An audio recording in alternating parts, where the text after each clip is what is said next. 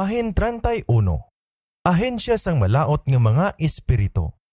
Ang kaangtanan sang makita kag sang indi makita nga kalibutan, ang pag-alagad sa mga manugtunda sang Dios kag ang ahensya sang malaot nga mga espiritu sing maathag ginapahayag sa kasulatan nga nasamay sing tingob sa tawuhanon nga maragtas. May nagatubo nga huyog sa di pagtuo nga may ara sang mga malaot nga mga espiritu samtang ang mga balaan nga mga manugtunda nga ginpadala sa pag-alagad tungod sa ilang nga mag-aagom sang kaluwasan. Hebreo 1, versikulo 14. Ginakabig sang kadamuan nga mga espiritu sang mga minatay. Apang ang kasulatan, wala lang nagatudlo nga mayara nga mga manugtunda, maayo kag malaot, apang nagapahayag sing di madinaduhaan nga mga pagpamatuod nga sila indi mga espiritu nga nagaguluwa halin sa lawas sang mga patay nga mga tao. Sang wala pa ang pagtugas sang tao, yara na ang mga manugtunda. Kaysang ginapahamtang ang sadsaran sang duta, nagaambahan sing tingob ang kabituunan sang kaagahon kag nagahinugyaw sa kalipay ang tanan nga mga anak sang Dios. Job 38, versikulo 7. Matapos mahulog ang tao sa pagpakasala, ang mga manugtunda ginpadala sa pagbantay sang kahoy sang kabuhi, kag ini sang wala pa ang tawo namatay. Ang mga manugtunda sa ilang mga kinaugali labaw sa mga tao, tungod ang salmista nagasiling nga ang tawo ginhimo sa kubos-kubos lamang sa manugtunda. Salmo 8, versikulo 5. Ginapahibalo kita sa kasulatan na nungod sa kadamuon kag sa gahom kag himaya sang langit nun nga mga tinuga, sang ilang mga kaangtanan sa pagbulutan sang Dios kag sang ilang mga kaangtanan sa buluhaton sa pagpanubos. Ang Ginoo nagpaligon sang iya trono sa kalangitan kag ang iya ginharian nagagahom sa tanan. Kag siling sang manalagna, nabatian ko sa palibot sang trono ang tingog sang madamong mga manugtunda. Sa atubangan nga hulot sang hari sang mga hari, nagahulat sila, mga manugtunda nga gamhanan sa kusog, mga manug-alagad niya nga nagahimo sang iya nahamutan, nagapamati sa tingog sang iya pulong. Salmo 103, versikulo 19, tubtob 21, bugna 5, versikulo 11. Napulo kalibo kag mga napulo kalibo kag linibo ka mga linibo ang mga langit nun nga manugtunda nga nakita ni Daniel. Si Apostol Pablo nagapahayag nga mga di maisip nga mga manugtunda. Daniel 7, versikulo 10, kag Hebreo 12, versikulo 22. Subong nga mga mensahero sang Dios, nagalakat sila kaangay sang dagway sang idlap sang kilat. Ezekiel 1, versikulo 14. Nagabadlak ang ila himaya kag madasig ang ila paglupad. Ang manugtunda nga nagpakikita sa lulubngan sang manluluwas, ang iya dagway subong sang kilat, kag ang iya panapton maputi subong sang niebe, nagpakurog sa mga bantay tungod sa kahadlok kag nangin subong sang patay nga mga tao. Mateo 28, versikulo 3 kag 4. Sang Sisinakirib, ang matinaas-taason nga hari sang Assyria, nagpakahuya kag nagpasipala sa Dios, kag nagpahog sa Israel sang kalaglagan, kag sa sinanggabi nagawa ang manugtunda sang Ginoo, kag naghalit sang dulugan sang mga Assyrianhon sing 100 kag 8 kag 5,000. Kag nagpapas sang tanan nga mga gamhanan nga tawo nga isganan kag sang mga manugdumala kag sang mga pangulo halin sa mga hangaway ni Sinakirib. Gani, nagpauli siya nga may kahuya sa nawong sa iya kaugalingon nga duta. Kaduhang hari, Kapitulo 19, versikulo 35, kag ikaduhang Kronika, Kapitulo 32, versikulo 21. Ang mga manugtunda, ginapadala sa buluhaton sang kaluoy sa mga anak sang Dios. Sa kay Abraham, upod ang saad sang pagpakamaayo, sa mga gawang sang Sodoma, sa pagluwas sang matarong nga Lot halin sa iya kalaglagan. Sa kay Elias, sang mamatay na siya sa kakapoy kag kagutom sa kahanayakan. Sa kay Eliseo, nga may mga kangga kag mga kabayo nga kalayo nga naglibot sa jutay nga banwa nga ginpuguhan sa iya mga kaaway. Sa kay Daniel, sang nagapangita siya sang langit nun nga kaalam sa luwang sang hari nga pagano kag ginpabayaan agud ipakaon sa mga leon. Sa kay Pedro, sang ginhukman siya sa kamatayon sa makangilidlis nga bilangguan ni Herodes. Sa mga binilanggo sa Pilipos, sa kay Pablo kag sa iya mga kaupdanan sa kagabihon sang bagyo sa dagat, sa pagbukas sang paino-ino ni Cornelio sa pagbaton sang Biblia. sa pagsugo sa kay Pedro nga may balita sang kaluwasan sa mga dumulo o nga hentel. Busa ang mga balaan nga mga manugtunda sa tanan nga mga panag-on nag-alagad sa mga tinawo sang Dios. Isa ka manugtunda nga manugbantay ang ginhatag sa tagsa ka sa mulunod ni Kristo. Ining langit nun nga mga manugbantay nagatabang sa mga matarong halin sa gahom sa mga malaot. Inigin kilala mismo ni Satanas sang siya nagsiling. Nahadlok bala si Job sa Dios sa wala sing pulos? Wala mo bala siya pagkudali palibot kag sa iya balay kag sa tanan nga iya sa tagsa kaluyo? Job Kapitulo 1, versikulo 9 kag 10. Ang paagi nga ginahimo sang Dios sa pagbantay sa iya mga tinawo nagapahayag sa mga pulong sang salmista. Ang managtunda sang Ginoo nagpahamtang sang dulugan sa palibot sa mga nagakahadlok sa iya kag nagaluwas sa ila. Salmo 34, versikulo 7. Siling sang manluluwas na hanungod sadtong mga nagatuo sa iya, andam kamo nga indi magtamay sang isa sining mga magamay. Kay nagasiling ako sa inyo nga sa langit, ang ila mga manugtunda nagatulog sing dayon sa nawong sang akon amay nga yara sa langit. Mateo 18, versikulo 10. Ang mga manugtunda nga gintanduan sa pag-alagad sa mga anak sang Dios makapalapit sa tanan nga yara sa iya atubangan. Busa ang katawuhan sang Dios nga dayag sa madayaon nga mga gahom kag sa wala nagakatulog nga kahisa sang prinsipe sang kadulom kag nagapakisumpong sa tanan nga kusog sang kalautan, ginapasalig sang walay langan nga pagbantay sa mga langit nun nga mga manugtunda. Kag wala ginhatag ini nga pagpasalig sa wala man sing kinahanglan. Kung ang Dios naghatag sa iya mga anak sing saad sang bugay kag pagbantay, inatungod kay mayara nga gamhanan nga mga galamiton sang kalautan nga ila pagasugataon, galamiton nga madamo, maligon sa ila tinutuyo, kag wala ginakapoy nga ang ila labing dako nga gahom, wala sing isa nga mapanalipdan sang iya pagkaignorante kag indi pagpamati. Ang malauton nga mga espiritu nga sa ginsuguran, gintuga nga wala sing sala, kaangay sila sa kinaugali sa gahom kag sa himaya sa mga balaan nga mga tinuga nga subong mga mensahero sang Dios.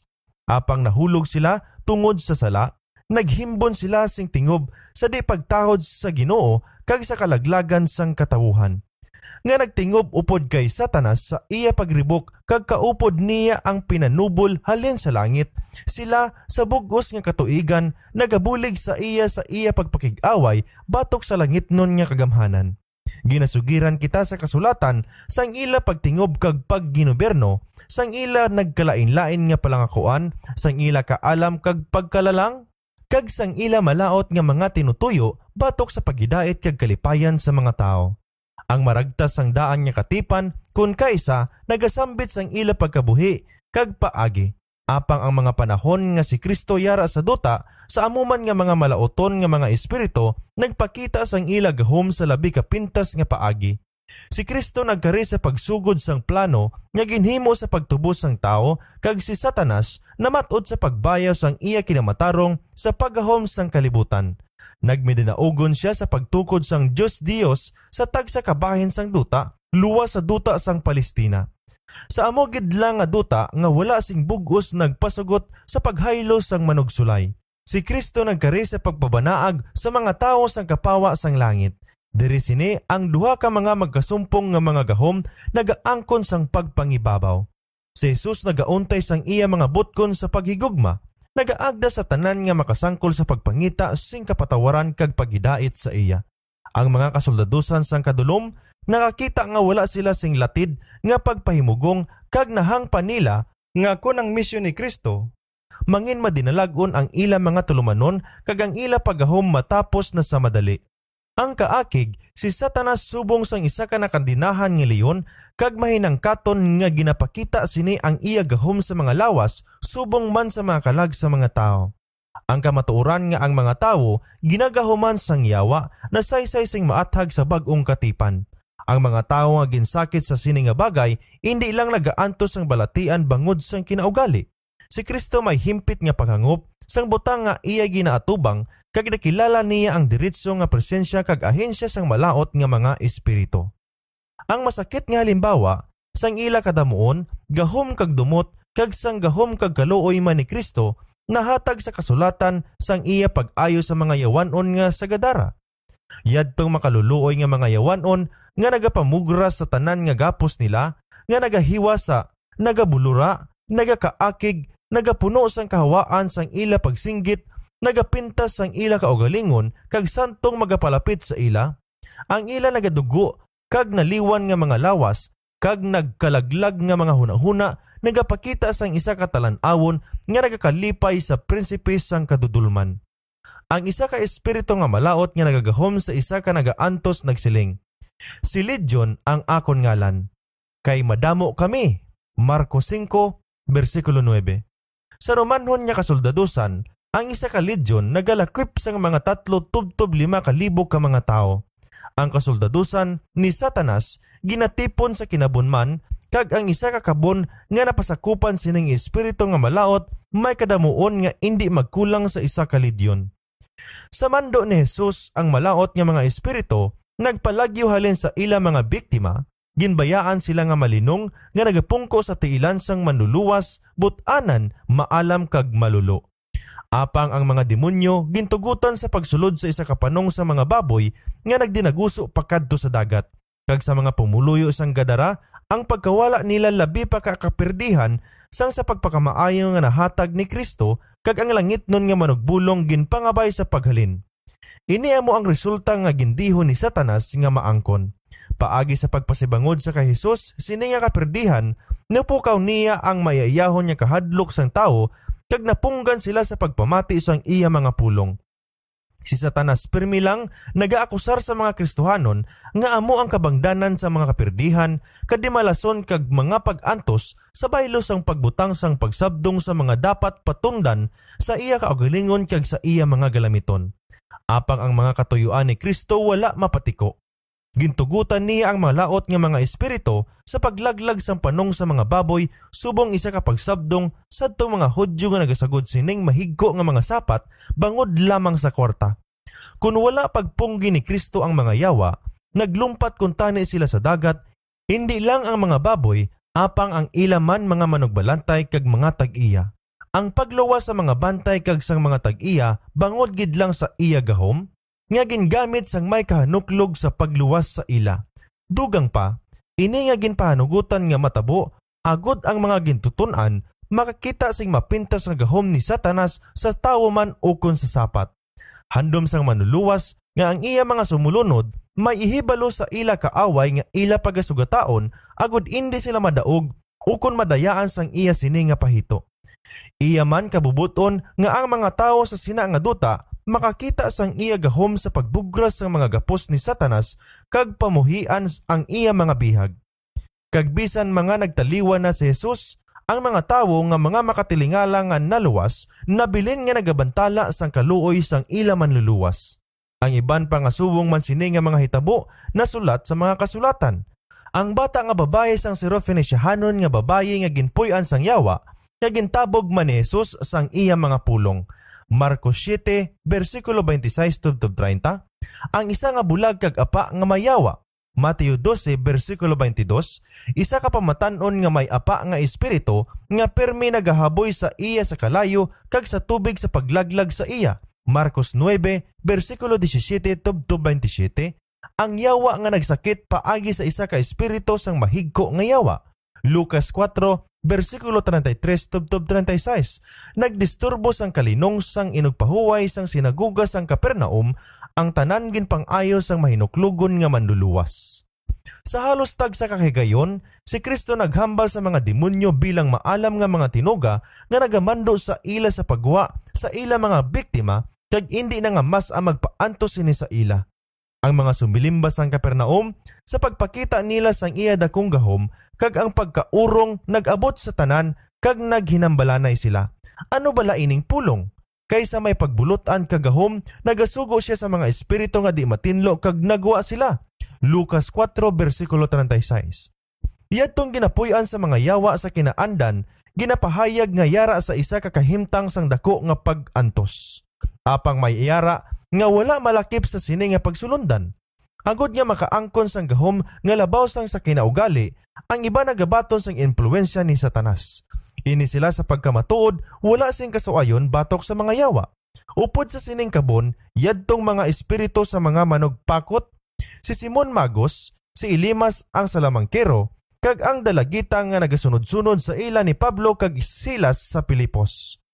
Wala sing yara sa dako nga katalagman sa impluwensya sang malaot nga espiritu sa sadtong nagapanghiwala sing pagkaamo kag pagpanghikot sang yawa kag sang iya mga manugtunda, wala sa payan sang tuhoy kag bugana nga pamatuod sang mga kasulatan. Tubtob nga kita wala na sing nahibaluan sang ila mga pagdaya, may ila sila nga di maisip nga bintaha. Madamo ang mga nagapalamati sa ila mga hutik kag nagahunahuna sila nga nagasunod sila sa ginatudlo sang ila kaugalingon nga kaalam. Iniamo ang kabangdanan nga samtang naghilapit kita sa katapusan nga panagon, si Satanas nagapangabudlay upod sang dako nga gahom sa pagdaya kag paglaglag. Ginapalaptan niya sa bisan diin lamang ang pagtuo nga wala siya nagakabuhi. Iya nga pahito ang pagtago sang iya kaugalingon kag sang mga paagi niya sa pagpangabudlay. Wala na sing ano paman nga labing ginakadlukan sang dako nga manugdaya sang sa bagay nga mangin maathag na sa aton ang iya mga pahito.